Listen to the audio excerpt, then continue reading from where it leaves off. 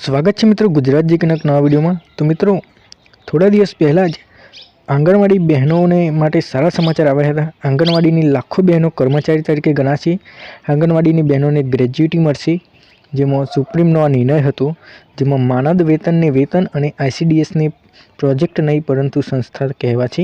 તો મિત્રો હવે બહેનોનો મુખ્ય મૂંઝવતો સવાલ એ છે કે તેમનો પગાર વધારો કેટલો થશે, કે પગાર વધારો થશે કે નહીં। તો મિત્રો આમાં આપણે ન્યૂઝમાં જોયા પ્રમાણે આંગણવાડીની લાખો બહેનો કર્મચારી ગણાશે।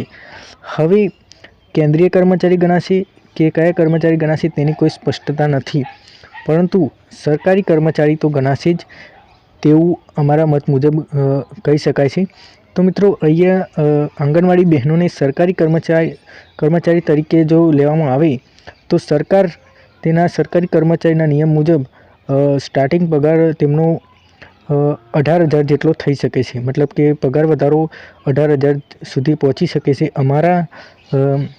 અમે સર્ચ કર્યું, તેના ઉપર જોયું કે લગભગ 18,000 કાં તો 19,500 તેમનો પગાર થઈ શકે છે।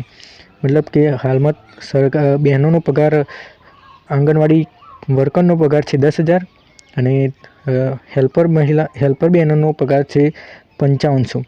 તો હેલ્પર બહેનનો પગાર પણ વધી શકે છે અને વર્કર બેન છે તેનો પગાર પણ 18,000 જેટલો થઈ શકે છે, જે અમારા મત મુજબ છે।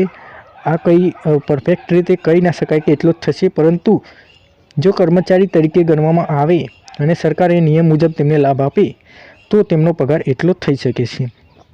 એટલે અહીંયા એ પણ મેન્શન કર્યું છે, તમે જોઈ શકો છો કે માનદ વેતનને વેતન તરીકે, એટલે વેતન તો એ રીતે અમે કહ્યું એ રીતે જ હોઈ શકે છે।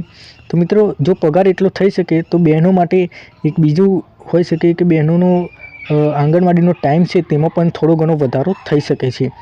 જે એવું લાગી રહ્યું છે કે પ્રાથમિક શાળાનો સમય હોય તેટલો સમય લગભગ થઈ શકે છે। તો બહેનોનો મૂંઝવતો સવાલ એ જ હતો કે પગાર વધારો થશે કે નહીં થાય। તો મિત્રો આજના વિડીયોમાં બસ આટલું જ।